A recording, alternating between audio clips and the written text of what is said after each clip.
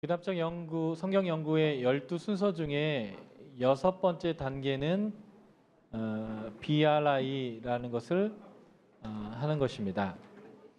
이 단계는 세 번째 읽기 단락 제목과 수평 차트 완성하는 이 단계에서 하는 것인데요. 아까 제가 수평 차트를 말씀드리면서 수평 차트는 내가 앞으로 무엇을 관찰해야 되는지에 대한 내용을 확정하는 거라고 말씀드렸잖아요. 물론 이제 수집까지 다 하고 나면 이것이 바뀔 수 있겠지만 일단은 결정해 놓는 거예요. 귀납적으로 읽어서 내용 파악까지를 해봤더니 내용들이 어떻게 연결돼서 묶이더라라는 것들을 우리가 이제 수평 차트를 통해서 정한 거죠. 그래서 수평 차트를 이렇게 설명할 수 있습니다.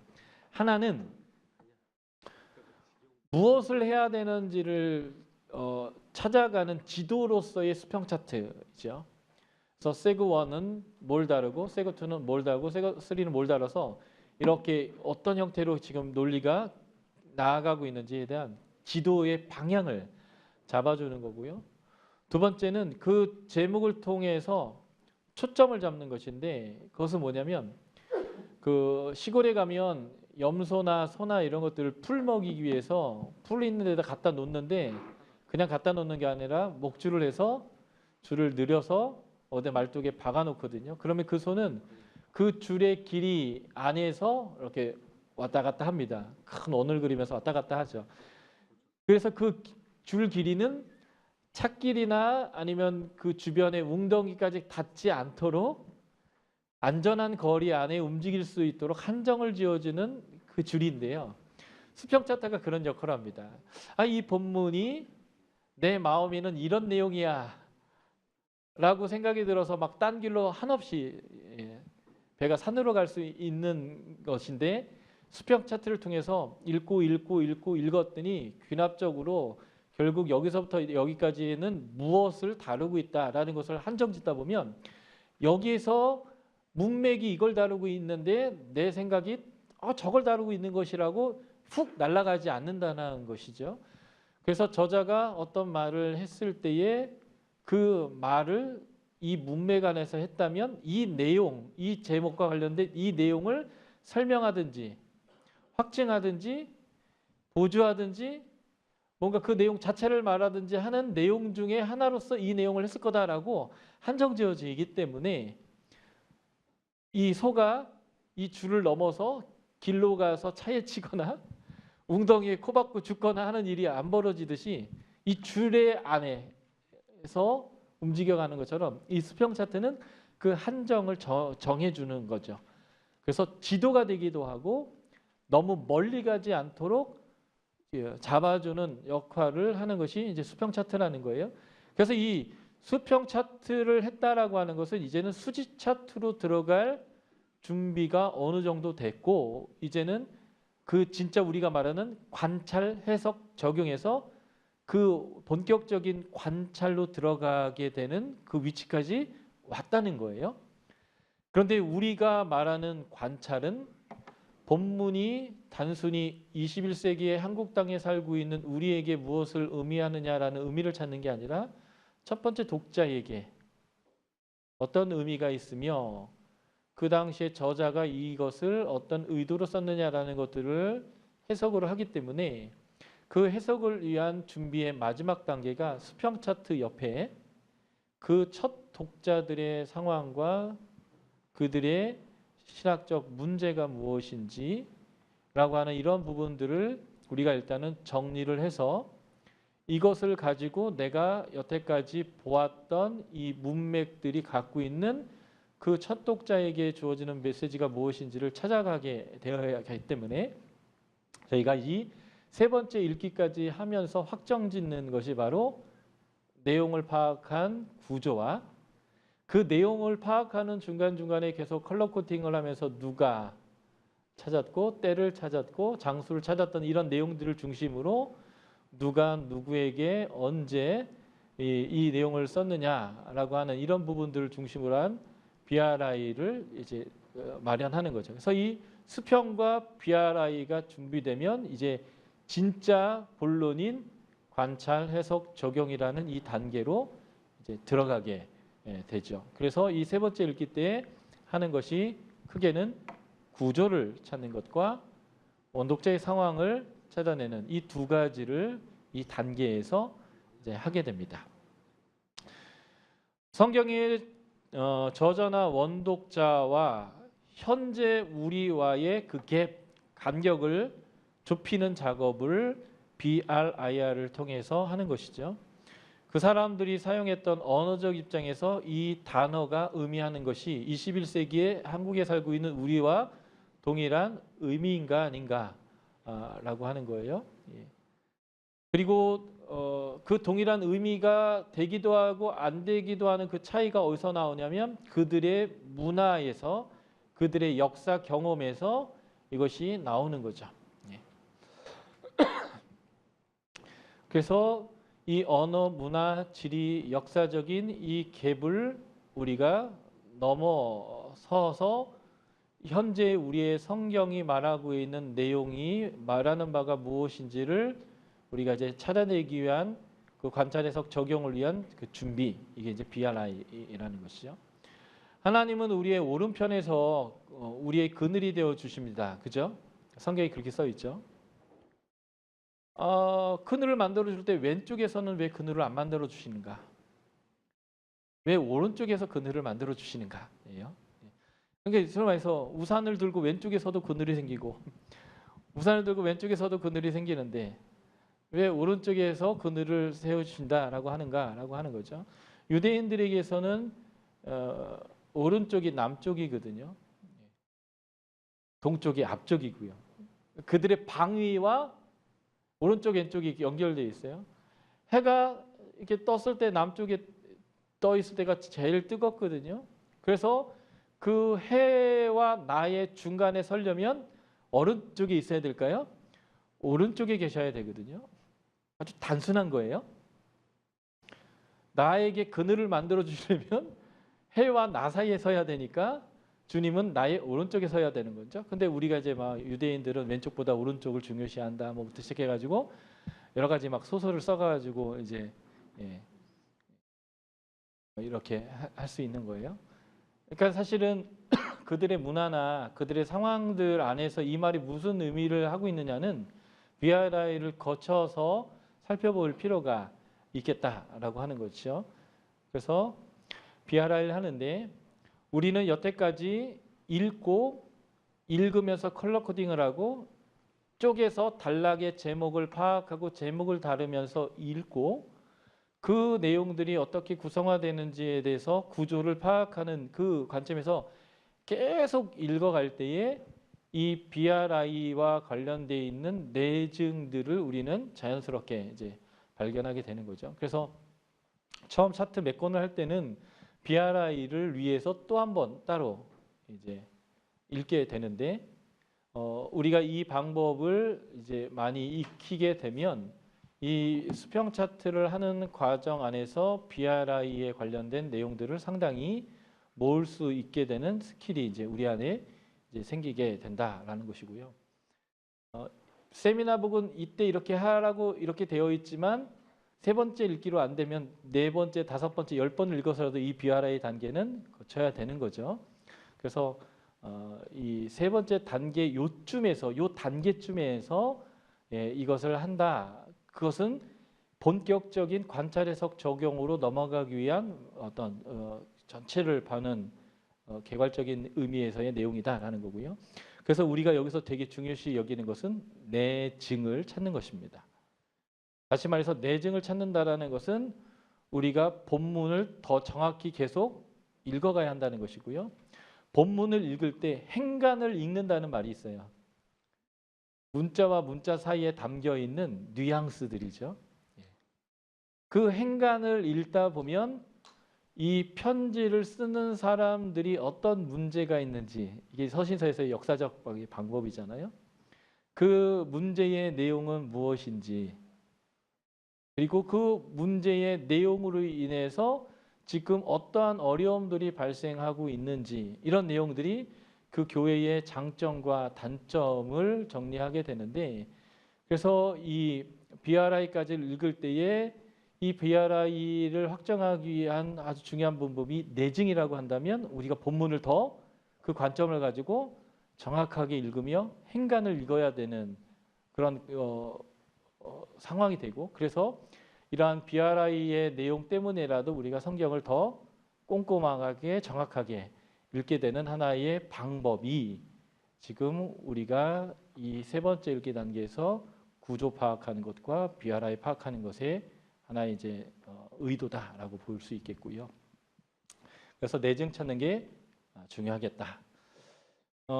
저희는 지금 내증을 어떻게 규정했냐면 에베소서를 공부한다 할 때 에베소서뿐만 아니라 성경 66권을 다 내증 이렇게 했고, 성경 밖의 증거들, 예를 들면 뭐 요세푸스라든지 초대교회 교부들이라든지 이러한 사람들이 이 부분에 대해서 얘기하고 있는 이런 내용들을 외증이라고 이제 규정을 내렸습니다. 그래서 이제 머레이 교수님 책을 봤더니 에베소서를 공부할 때 에베소서의 내용이 내증이고, 그 외에 나머지 65권과 사전에서 나오는 것을 외증이라고 이제 규정을 내렸더라고요. 그러니까 정의는 우리가 내리는 거예요, 그죠? 그래서 그리고 그래서 이 방법을 우리가 사용할 때 어떻게 하느냐라는 것들도 사실 그동안 많이 이렇게 바뀐 것 같아요. 제가 이 강의를 위해서 내가 만나 뵙지는 못했지만 모레이 교수님이 이걸 만들었다는데 이 방법을 이분은 어떻게 쓰고 처음에 쓰셨는가라는 것들을 보려고 자꾸 그분의 책을 읽어봤더니 지금 우리가 약간 바뀌었더라고요. 약간 바뀌었는데 근본적인 건 바뀐 건 없어요. 근데 이것을 더 효과적으로 명확하게 우리들에게 이해시키기 위해서 저기 규정하다가 보니까 약간의 차이는 보이는 것 같습니다. 어쨌든 내증과 외증을 사용해서 확증을 하는데 성경 안에서 말하는 증거가 내증, 성경 밖에서 말하는 증거가 성경 밖의 외증, 이렇게 정의하고요.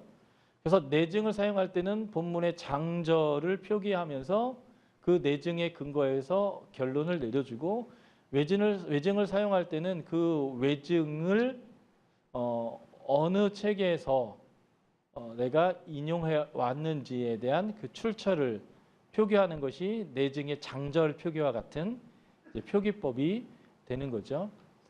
이유는 제가 어디서 봤는데 이렇게 말하더라고요 라고 하는 것보다는 분명한 출처를 통해서 얘기하는 거죠. 왜냐하면 이 내증과 외증은 이 결론에 대한 권위를 주기 위한 자료인데, 그 권위를 명확하게 주기 위해서는 좀 더 객관적이어야 하고 누가 봐도 그렇다라고 보여지는 그럴 때 권위를 갖게 되기 때문에 외증에 대한 부분들은 분명하게 출처를 기록해서 이 결론의 권위를 보증하도록 하는 것이 아주 중요하죠. 그래서 성경 안에 내증과 성경 밖의 외증을 증거로 모아서 각 질문에 대한 결론을 내리는 것이 이 BRI를 하는 하나의 요령이 되겠습니다.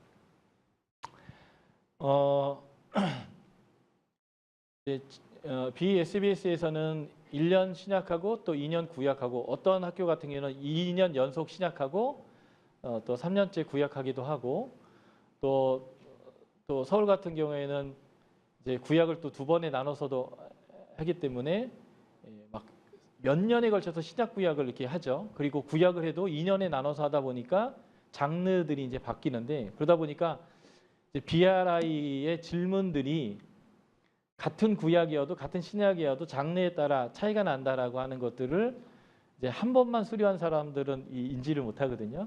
그래서 지금 이 부분들을 좀 봐야 되는데, 신약에는 BRI 양식이 크게 2가지가 있습니다. 구약에는 3가지가 있고요.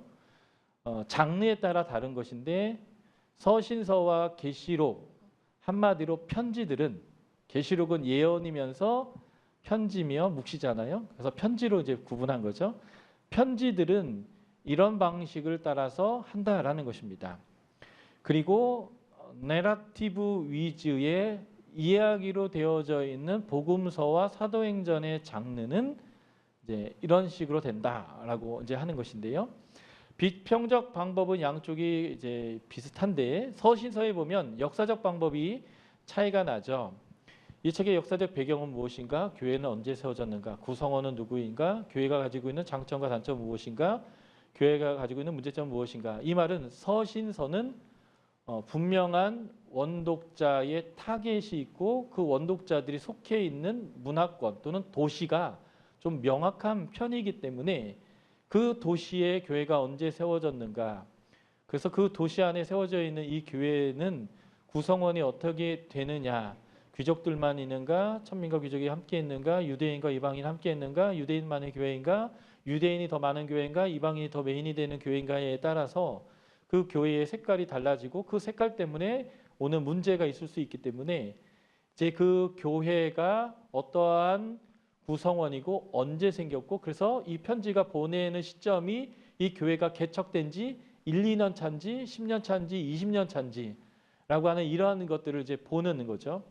그러한 연차의 그런 구성원의 그러한 교회가 갖고 있는 현재의 좋은 점, 강점, 장점과 그 교회가 개척돼서 그 연도차쯤 됐을 때에 겪는 그러한 어려움들, 단점은 무엇인가? 다시 말해서 이 편지는 그 편지를 받아야 되는 사람들이 한 도시에 속해 있고 그 같은 문화권에 묶여 있기 때문에 오는 질문이 이제 역사적 방법이라는 거고요. 그래서 공동 서신이라는 서신들이 있어요. 야고보서나 요한 1, 2, 3서나 이런 데서는 교회가 언제 세워졌느냐를 찾을 수 없습니다. 왜냐하면 말 그대로 공동 두루두루 읽으라고 보낸 편지가 되겠죠. 그래서 그런 편지 같은 경우에는 교회가 언제 세워졌는가 이런 내용들은 빠지겠지만 편지적 특성상 이 편지의 수신자가 좀 더 특정화되어져 있어서 이 역사적 방법이 이렇게 다뤄진다는 거예요. 그래서 복음서 사도행전에서의 역사적 배경은 교회가 언제 세워졌는지 교회의 특징 뭐 이런 것들을 다루지를 않고요. 그 편지가 보내졌던 그 사람들, 읽어야 되는 사람들이 지금 겪고 있는 역사적인 어떤 사건들이나 어떠한 그 어려움들이 무엇이냐라는 것 정도가 역사적 방법에서 서신서와 복음서와 사도행전의 차이가 되는 거고요. 비평적 방법에서 서신서와 이야기의 형태의 장르의 차이점이 있다면 바로 복음서와 사도행전의 비평적 방법 제4번 청중은 누구인가 라고 하는 부분입니다. 복음서는 예수가 누구이냐라는 것을 독자에게 말해주는 책인데 단순히 예수가 누구이냐라는 것을 말하려는 이유가 전부가 아니고요. 그것도 분명히 있는데 거기 플러스 알파로 어떤 공동체와 어떤 사람들에게 신학적인 문제가 역사적 상황에서 발생이 되었을 때 그것을 해결하게 하는 답변으로서 구체적으로 이 문제는 이렇게 해라. 여자의 결혼에 대해서는 이렇게 해라. 성만찬을 하는 방법은 이렇게 해라라는 것이 서신서에서의 직접적인 내용이라면 복음서는 예수가 누구인가? 예수는 무엇을 가르쳤는가? 예수는 어떠한 인생을 사셨으며 그 예수가 추구하는 그의 가치는 무엇인가라고 하는 예수가 누구이냐를 설명해서 그들의 문제에 답을 주는 장르가 복음서다 보니까요. 예수님이 실제 말했던, 가르쳤던, 병을 고쳤던 대상과 이 예수에 대해서 쓰여져 있는 이 글을 읽는 대상이 차이가 나더라는 겁니다. 그래서 마태마가 누가복음의 내용을 직접 예수에게 듣고 예수의 기적을 직접 봤던 사람들이 청중이고 그 얘기를 30년에서 50년 이후에 그 팔레스타인이 아닌 다른 지역에 있는 사람들에게 예수가 누구인지를 보여주는 것이 복음서다 보니까요. 복음서는 원독자적 해석뿐만 아니라 원청중적 해석이 덧붙여져야 되는 그런 장르가 되는 거죠. 그래서 이 비평적 방법에서 복음서와 사도행전에서는 원청중이 누구이냐라는 것을 알 필요가 있고요. 이 원청중이 누구이냐라는 것을 이제 우리가 알게 하기 위해서 커리에는 무엇이 들어가 있냐면 중간사가 들어 있습니다.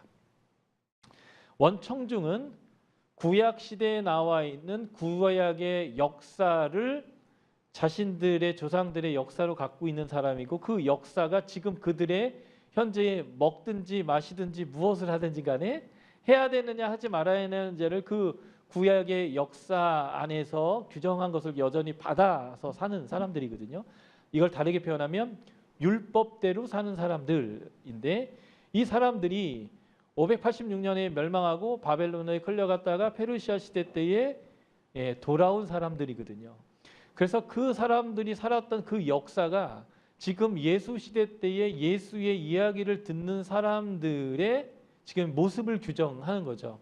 그러다 보니까 이 중간사의 역사를 통과한 민족이 갖고 있는 지금 이 민족의 상황들, 이것이 이 원청중이 누구냐를 이제 규정하게 되고요. 그래서 제주 SBS를 기준으로 한다면 처음 한 달 동안은 방법론을 하게 되는데, 그 방법론을 하면서 장르를 경험시키기 위해서 처음에는 복음 그 서신서의 아주 작은 것들, 한 장짜리, 두 장짜리, 네 장짜리나 여섯 장짜리를 한 다음에 서신서 다음으로 이제 복음서의 장르를 이제 경험해야 되는데, 그 복음서 중에는 그래도 방법론으로 차트를 하기 위해서는 좀 짧은 책 4개 중에 마가복음을 선택하는 거고, 또 마가복음을 선택하는 또 하나의 이유는 원독자가 좀 더 명확하다는 거예요. 원독자 상황이. 그래서 이제 복음서를 이제 마가복음으로 하는데,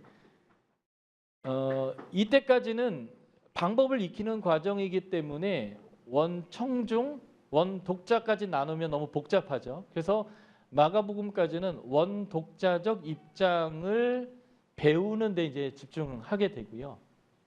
그 다음 복음서를 만날 때가 이제 누가복음을 만나게 되는데, 그때서야 이제 비로소 원청중이 누구이냐를 단계적으로 가르쳐주는 형태로 진행하면서 중간사와 누가복음 이런 것들을 이제 그때 이제 다루게 됩니다. 그래서 이 복음서 4권을 할 때 원청중은 누구이냐라고 하는 이런 답을 다는 것은 제 생각에는 모든 책마다 할 필요가 없어요. 왜냐하면 4책 다 원청중이 똑같거든요. 뭐 언제 이거를 하는가? 중간사 배울 때, 중간사와 마태복음을 연결해서 가르친다면 그때, 중간사와 누가복음을 연결시켜서 가르칠 때 그때쯤에 4권 중에 한 번만 청중이 누구이냐라는 것을 한번 정리하면 그게 나머지 모든 복음서에 적용이 되는데, 처음 방법론 할 때부터 원독자도 골치 아파 죽겠는데 원청중까지 얘기를 꺼내면 죽으라는 거잖아요. 화가 나잖아요. 그래서 처음 방법론을 익히는 첫 번째 복음서 장르인 마가복음에서는 굳이 원청중까지 얘기하는 것은 좀 무리가 된다. 방법을 익히는 차원에서는 그렇게 좀 거리가 진행되고 있는 편이다라는 것이죠. 그래서 원청중적 읽기의 대표 뭐 예를 들면 이런 거예요. 묶는다, 푼다. 천국의 열쇠를 준다. 네가 묶으면 묶이고 네가 풀면 풀리겠다라고 하는 것인데, 묶는다, 푼다라고 하는 것은 랍비 용어예요. 포로로 끌려간 다음에 유대인들이 절실하게 깨달은 것은 왜 우리가 망했는가, 왜 우리가 집 나가서 이렇게 개고생할 수밖에 없었는가라는 반성인데, 그 핵심은 우리가 하나님의 말씀대로 살지 않았다라는 거죠. 그래서 그들이 성전이 없는 이국 땅에 쫓겨나가서 하나님의 백성으로서의 정체성을 유지하기 위해서 그들이 집중한 것이 회당을 짓고 거기서 말씀을 읽고 말씀을 강론하고 그 말씀을 따라서 살아내는 것들을 집중했다는 거예요. 그러다 보니까 그 말씀을 누군가 가르쳐야 하고, 가르쳐야 한 다음에 그것을 누군가 연구해야 되는데, 그런 사람들이 이제 서기관들, 이런 사람들인 거죠. 그 서기관들이 성경에서 하라, 하지 마라 라는 어떤 명령이 있는데 그 내용이 구체적이지 않는 거예요. 예를 들면 안식일을 거룩히 지켜라 라고 했는데 안식일을 거룩히 지키는 게 도대체 뭐냐라는 거죠. 그러면 그 사람들이 이제 해석을 해주는 거예요. 안식에 거룩히 지는 것은 일을 하지 않는 것이다. 왜냐하면 쉬어야 되니까. 그러면 무엇이 일입니까? 추수가 일이다. 요리하는 것이 일이다. 요리하기 위해서 불을 켜는 게 일이다. 여행하는 게 일이다. 그러면 제가 이렇게 걸어가다 실수로 팔을 휘졌는데 볼이나 밀이 떨어졌으면 추수한 건데 그러면 어떻게 하죠? 그러면 두 알까지는 봐주겠다. 실수다 이거죠. 그런데 더 이상 네가 하는 것은 네가 고의다. 그래서 일한 거다. 주일날 안식일날 날 회당을 가야 되는데 그러면 얼마큼을 걸어가면 몇 보를 걸어가면 얼마의 거리를 가면 여행입니까? 도대체 여행은 뭡니까? 그러면 이제 랍비들이 회당으로부터 그 마을의 바운드리에서 제일 먼 곳을 재가지고 900보 이상은 여행이다. 뭐 이런 식으로 900보는 걸어도 되는데 901보부터는 안 된다. 단락 제목은 4단어 이하여야 되는데 5단어 이상은 안 된다. 뭐 이런 거죠. 이런 식으로 된다, 안 된다. 이렇게 이제 규정해 주는 것이 율법을 해석해서 살라고 하는 가르침에서 된다가 푸는 거고 안 된다가 묶는 것이었거든요. 그래서 묶고 푸는 권세를 갖는다라고 하는 표현은 하나님의 성경 해석권을 갖는 거다라는 이제 랍비적 표현인데 우리가 이제 원청중이 아니고 랍비적인 관용어법을 모르니까 그 표현을 우리가 여기서 기도로 해서 사단을 묶이는 것과 우리가 사단이 어떻게 묶고 있는 그 진을 기도로서 파하고 풀면 풀린다라는 개념으로 이 구절을 사용하는 거죠. 그래 보이니까. 그러니까 이게 뭐냐면 저는 개인적으로 그 영적인 묶임을 푸는 권세가 우리에게 그리스도인에 있다라는 것을 믿어요. 그래서 실제적으로 우리가 중보적 기도를 하고 사단의 권세를 묶어버리고 또는 사단의 권세를 패해서 자유케 하고 묶고 푸는 것들을 우리가 할 수 있는데 그거랑 천국의 열쇠를 줬고 묶고 푸는 거하고는 일단은 별개라는 거예요. 이것은 성경 해석권을 얘기하는 거고 그런데 우리의 경험적 진술이나 영적인 이해와 성경의 어떤 말이 언어적으로 딱 맞잖아요. 그러면 그걸 이렇게 갖다가 이 말은 이 말이라고 성경이 이 말을 한 거라고 얘기하는데 이것을 사용하게 되더라는 거죠. 왜 이 실수를 했는가? 원청중이 이 말을 어떻게 썼느냐를 몰라서 붙인 거죠. 근데 우리가 묶는 기도하고 푸는 기도한 건 틀린 건 아니에요. 그런데 이 성경이 그 말씀을 한 것도 아닌 거죠. 그런데 은혜는 되잖아요. 그러니까 사실은 우리가 성경의 말씀을 다루는 사람의 입장에서 정말 성경이 무엇을 말씀하시는 거에 우리의 삶을 맞춰야 되는데 우리의 어떤 말을 하고 싶은데 거기에 권위를 주고 싶은데 그것을 성경을 이용해서 갖다 찍어 붙이는 것을 이제 하는 거죠. 그것을 누가 정말 잘하냐면 이단께서 아주 잘하세요. 근데 그래서 우리가 아까 얘기했던 묻고 푸는 기도의 권세에 대한 권위를 마태복음 16장을 갖고 오는 것이 어떻게 보면 그래 뭐 그럴 수도 있지라고 하는데 이런 해석이 우리 교회 안에 보편화되면 이단들이 그런 해석을 보편적으로 하는데 틀렸다고 말할 수가 없어요. 성경은 영적으로 푸는 거거든 해가지고 그 말도 하고 있어 라고 해버리면 신천지가 하고 있는 해석이 다 성경 갖고 해석을 하고 있는데 그렇게 풀 수 있다라고 우리가 인정하는 것이죠. 그래서 사실은 겸손함이 필요하긴 하지만 같은 말을 하고 있다고 해서 그 말이 정말 그 말이냐라고 하는 것은 다른 것인데 이러한 그 실수들을 많이 저지르는 것 중에 하나가 뭐냐면 원독자적이나 원청중적 언어, 문화, 그들의 역사 안에서의 이 글과 지금 우리 시대의 이 단어가 다르다라고 하는 것을 무시한 상태로 이것을 우리가 이제 해석할 때 오는 실수들인데 특히 복음서는 원독자의 해석도 중요하지만 그에 앞서서 원청중적 해석을 하는 것이 필요하다라고 하는 것이죠. 그래서 서신서와 복음서의 차이가 있다면 복음서에서는 그 원청중적 해석을 한다. 근데 이거에 대한 답을 달 때 비아래 답을 달 때는 4개 중에 4복음서 중에 중간사를 다루는 그 본문에서 한 번만 정리하면 된다. 숙제적으로는. 그래서 그 내용을 가지고 나머지 복음서 4개를 다 보는 입장에서 청중을 보면 되겠다라는 것이고요. 서신서와 계시록에서의 문학적 방법은 서신서 양식이 1세기의 양식을 따라서 그 서신서의 양식을 한번 분류해 보는 것입니다. 이렇게 분류해 보는 이유는 이 양식의 특징을 따라 분류해 보면 그 서신서가 갖고 있는 그 분위기나 특징을 잘 알 수 있는데, 특별히 사도 바울이 열이 받아 있거나 이 편지를 보내는 대상들과의 관계가 심각하게 안 좋을 때 기도와 감사의 내용이 생략되는 책들이 종종 있습니다. 또 어떤 것은요, 끝인사가 한 장인 경우가 있습니다. 보통은 한 줄, 두 줄이면 되는데 로마서 같은 경우는 한 장을 통으로 끝인사를 하고 있습니다. 왜 그럴까라는 거예요. 사도 바울이 로마 교회에는 한 번도 가본 적이 없어요. 본문에 그렇게 써 있어요. 그런데 이 로마 교회가 싸우고 있는데 싸우지 말라고 성경을 가지고 변증해서 그들에게 설득하고 있거든요.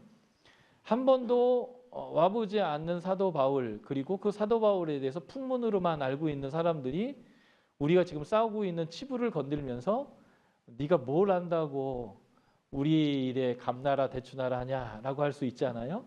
그래서 사도 바울은 나는 너희 일을 잘 알고 있고 너희에 대한 깊은 관심이 있고 니네 교회 누구 내가 다 알고 있고 누구하고는 아주 절친이고 그래서 누구네 집 권속들에 대해서 내가 또 알고 있고 하면서 내가 이 교회에 대해서 이러한 권면과 이러한 내용을 할 만큼 충분히 알고 있고 관심이 있고 함께하길 원한다라는 자신의 그 내용을 표현하기 위해서 어떤 책은 끝인사를 한 장이나 해놨어요. 문안을 막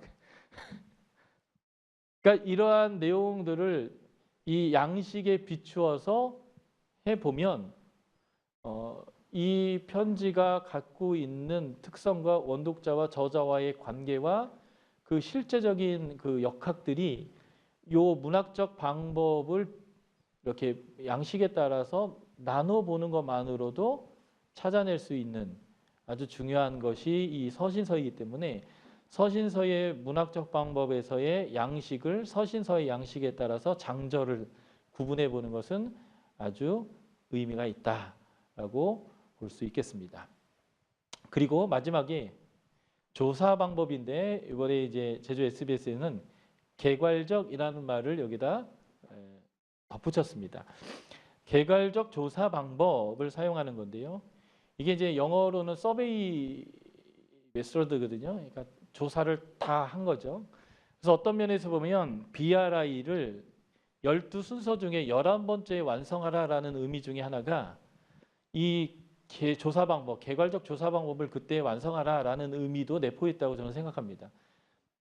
읽고 구조를 찾아보고 읽고 관찰하고 해석해보고 전체도 보고 속에 들어가서 다 봤더니 그 조사의 결과 이 책은 어떤 주제를 핵심으로 다뤄서 그 주제를 가지고 어떤 내용을 전달하려고 하는 쓰여진 이유를 가졌더라라는 것이에요. 그러니까 이 BRI의 네 번째 방법은 세 번째를 읽을 때 발견하는 것은 천재죠. 재수 없는 인간들이 하는 짓이죠. 그러나 재수 없어도 어떻게 해요? 그 사람들은 촉이 좋아가지고 세 번째 읽기 했는데 발견한 걸요. 그러면 인정해 줘야겠죠. 그때 끝내도 되겠지만 사실은 수직 차트까지를 다 살펴봤더니 확실해졌어요. 조사를 끝냈더니 이것이 핵심 주제고 메인 아이디어고 이걸 가지고 무엇을 하기 위해서 어떤 것을 전달하기 위해서 쓰여졌더라라는 것을 그때 완성하는 것이 정상적인 것 같습니다. 그러니까 이제 세 번째 읽기 때 이걸 하는 게 비정상이라는 얘기가 아니고요. 조사 방법이기 때문에 조사를 해봤더니 이 결론이다라는 거죠. 그래서 이 비문학적 성경 연구의 11번째 순서쯤에 이것을 최종적으로 확정하셔도 좋겠다라는 것인데 우리는 이제 강의하면서 다 힌트를 주죠. 힌트를 준 이유가 좀 산으로 들러 헤매지 않고 이렇게 쭉 가시라고 도움을 주는 건데 그렇다 할지라도 다 조사해 봤더니 강사가 한 말이 맞더라. 내가 인정한다라는 대답으로 이것을 여기에 이제 기록한다라고 보시면 좋을 것 같습니다. 그래서 이 조사 방법이 이렇게 되어져 있는데 특별히 복음서는 이 사도행전과 복음서라고 표현됐지만 사도행전에서는 이 4번 개괄적 조사 방법에 제3번의 답을 달 필요가 없어요. 복음서 때문에 이 부분이 있는 것입니다.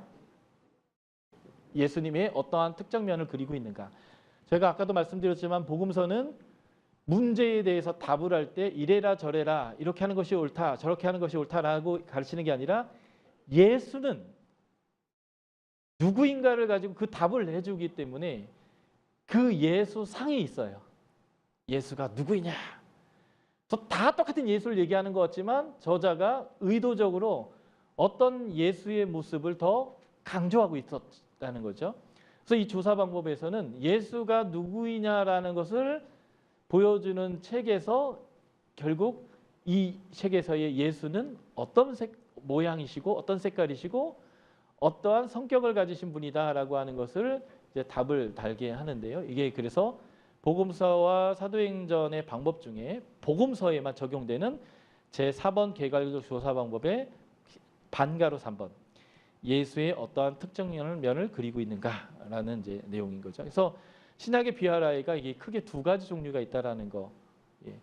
이렇게 되는 이유는 그 장르적 차이에 의해서 우리가 기본적으로 알아야 되는 내용이 이렇게 좀 차별이 있다라는 것을 우리가 좀 인지하는 게 필요하고요.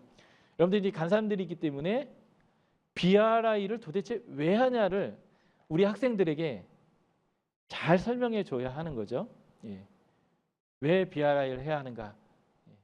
그것은 해석이 원독자와 원저자적 입장에서 해야 하기 때문에 비아라이를 하는 거다. 그래서 내증과 외증을 중심으로 원독자의 상황이 어떠한지 그리고 저자와 독자의 관계가 어떠한지 그들은 어떤 역사를 공유하고 있는지 이런 것들에 대해서 이 비아라이를 제대로 해야 진정한 해석을 할 수 있기 때문에 비아라이를 해야 한다.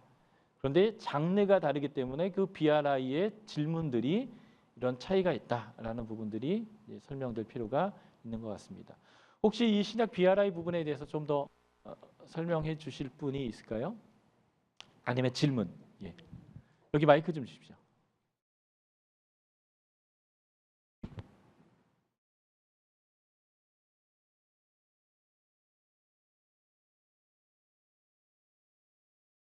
마이크 좀 펴주세요.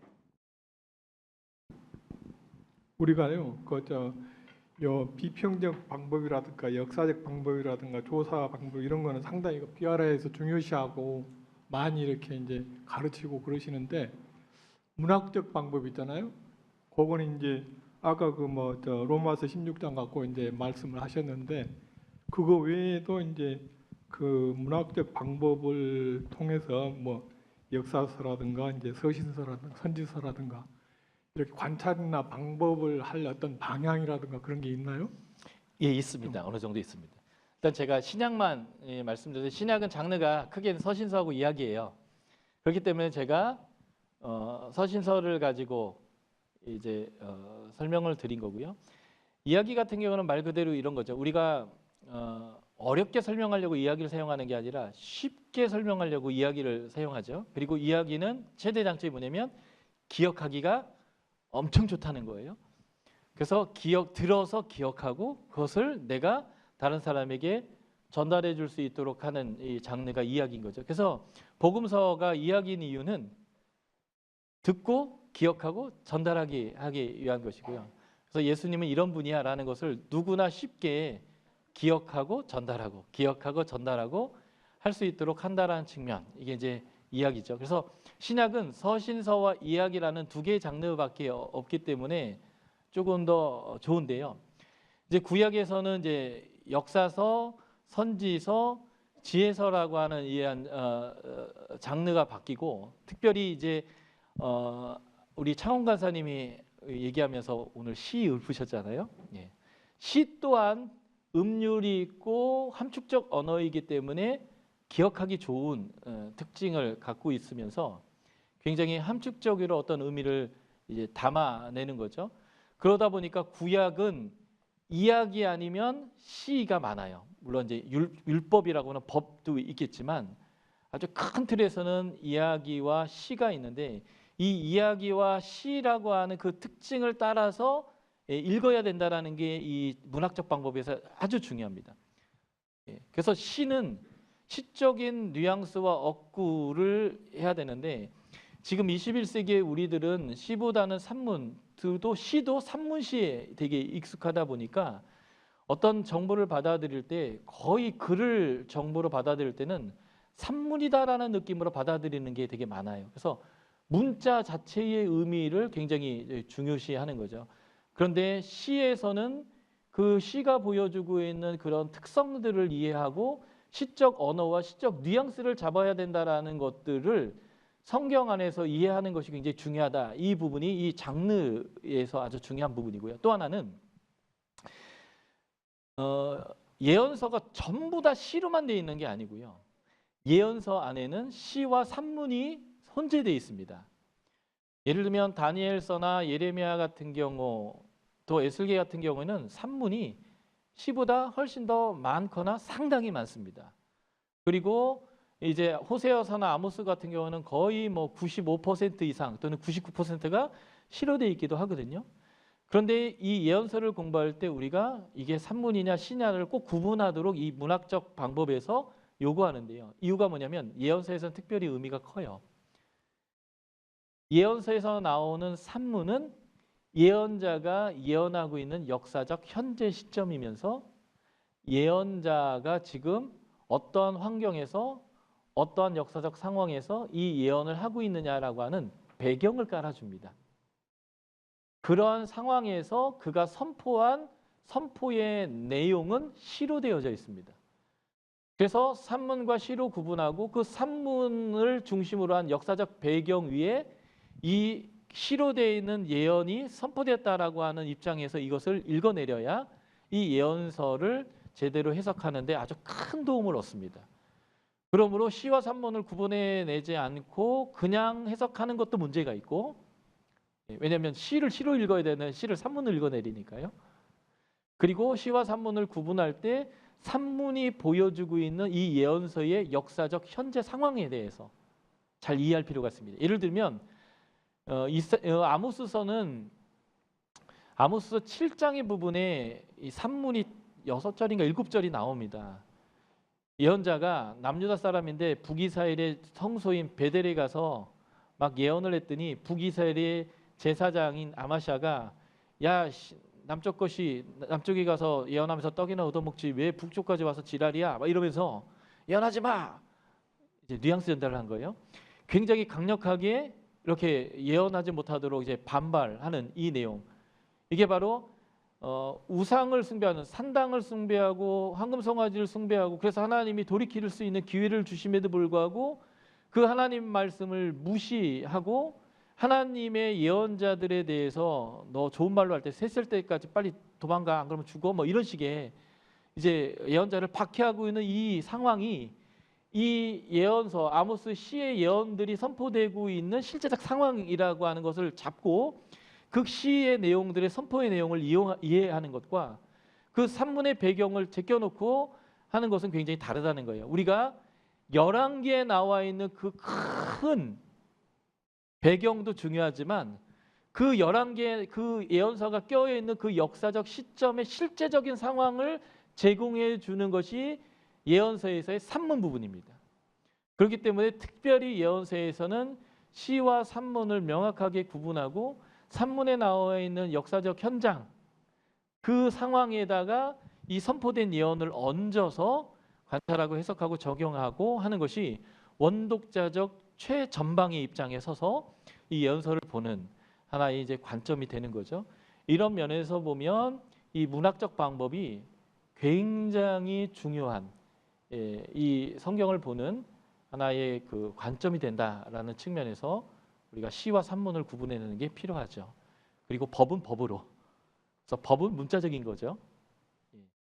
법은 법으로 이렇게 이제 장르를 구분해내는 게 필요하고요. 장르라고 굳이 표현할 수는 없지만 구약에서는 족보를 따로 장르로 구분하고 조사하는 게 굉장히 중요합니다.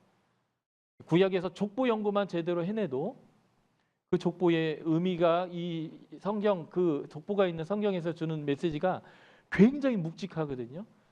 그래서 족보들을 따로 이렇게 여기선 족보가 많이 나오는지 안 나오는지 아예 없는지 많이 나오면 몇 번이나 나오는지 이런 것들을 이 장르 안에서 문학적 방법에서 한번 구분해내는 것들은 그 본문을 해석하는 데 굉장히 중요하죠. 이게 일종의 구약에서 문학적 방법이 필요한 하나의 이유가 되는 것 같습니다.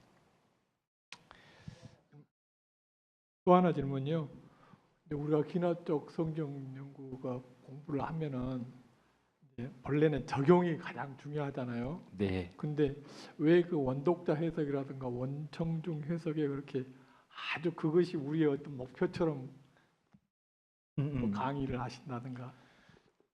정확한 적용을 하려면 반드시 선제되어야 되는 것이 정확한 해석이고 그 정확한 해석을 통해서 시대와 인종과 언어를 떠나서 누구에게나 적용되는 영원한 진리를 추출해낼 수 있는데 그 영원한 진리를 뽑아내지 못하면 적용 자체가 잘못돼서 성경에 대한 열심과 성경에 대한 경외함을 가지고 이단적이고 비성경적이고 하나님이 싫어하는 일들을 하게 되는 적용으로 가게 되기 때문에 정확한 해석을 위해 한 거죠. 적용을 우리가 꼭 하고 싶어서 이 귀납적 성경 연구를 하는데 그 적용이 잘못되지 않게 하기 위해서 정확한 해석에 근거한 적용을 해야 하는 건데 그 정확한 해석을 위해서 반드시 원독자와 원저자의 입장에서 해석을 하는 거죠. 그걸 통해서 뭐가 이루어지냐면 이게 영원한 진리냐 상황적 진리냐. 돼지고기를 먹지 말라는 명령을 지금도 우리가 지켜야 하는가. 여자는 남자의 옷을 입지 말고 남자는 여자의 옷을 입지 마라라는 거죠. 그래서 이게 바지를 입으신 그 남자의 옷을 입은 가증하신 분들, 이것을 여전히 가증하다 해야 될 것이냐 아니냐. 혈류를 흘리는 분들은 성전에 나아갈 수 없어요. 부정한데. 그래서 지금 한 달에 한 번씩 마법을 걸리는데 그 마법이 걸리는 날이 주일이라면 교회를 갈 수 있는가 없는가. 선짓국을 먹어야 되는가 말아야 되는가. 꽃등심 A2 플러스의 고기를 구워 먹을 때 바짝 구워서 핏기를 다 빼고 딱딱하게 먹어야 할 것인가, 딱 씹었을 때 피즙이 나오는 부드러운 고기를 먹을 수 있는가, 뭐 이런 것들이잖아요. 그러니까 성경은 분명히 이런 내용에 대해서 다 하지 말라고 되어 있거든요. 그게 영원한 진리인가 상황적 진리인가 라는 것들을 구분해내기 위해서는 원독자와 원저자적 입장으로 가야 하는 거죠. 거기를 거치지 않으면 나는 하나님을 경외함으로 성경에서 말하는 무조건 지킬 거야 라고 한다면 지금 여러분들이 할 수 없는 게 되게 많은 거예요. 일단 돼지고기를 못 먹어요. 여러분들 추어탕도 못 먹고요. 매기 매운탕도 못 먹고요. 고등어도 못 먹고요. 오징어도 못 먹고요. 하여튼 뭐 못 먹는 게 너무 많죠. 오늘 여러분들 다 그 쓸었잖아요. 돼지고기. 가증한 것들이죠. 부정한. 그러니까 이러한 삶의 우리 현재의 지금의 삶에 깊이 영향을 미치는 게 뭐냐면 말씀을 경외하지만 그 경외하는 태도로 말씀을 지켜서 말씀을 못 지키는 상황이 되지 않도록 하는 그런 상황이 우리에게 필요한데 그래서 그 삶을 살아내기 위한 적용을 위해서는 반드시 정확한 해석이 필요하고 정확한 해석을 하기 위해서 우리가 원독자와 원저자의 입장으로 가야 한다라는 거고요. 이게 원독자와 원저자의 입장으로 가서 이것을 해석한다 할지라도 그 내용 자체를 정확하게 파악해야 되는 게 우선인데 그걸 위해서는 첫 번째, 두 번째, 세 번째 읽기를 통해서 구조까지 만들어내고 여기서 바로 해석을 하면 잘못된 해석이 될 수 있기 때문에 BRI를 한 후에 본격적인 관찰 해석 적용으로 들어갈 때 정확한 해석과 영원한 진리와 상황적 진리를 구분해내고 상황적 진리 안에 담긴 그래도 성경이 그것을 하라고 하고 하지 말라고 했던 분명한 하나님의 이유와 성품과 방법과 원리가 있는데 그것을 우리의 삶에 적용하는 영원한 진리로 뽑아내는 이런 작업들이 이제 해석이 되는 거죠. 그러면 정확한 적용을 위한 원독자입니다. 제가 기도하고 마칠게요.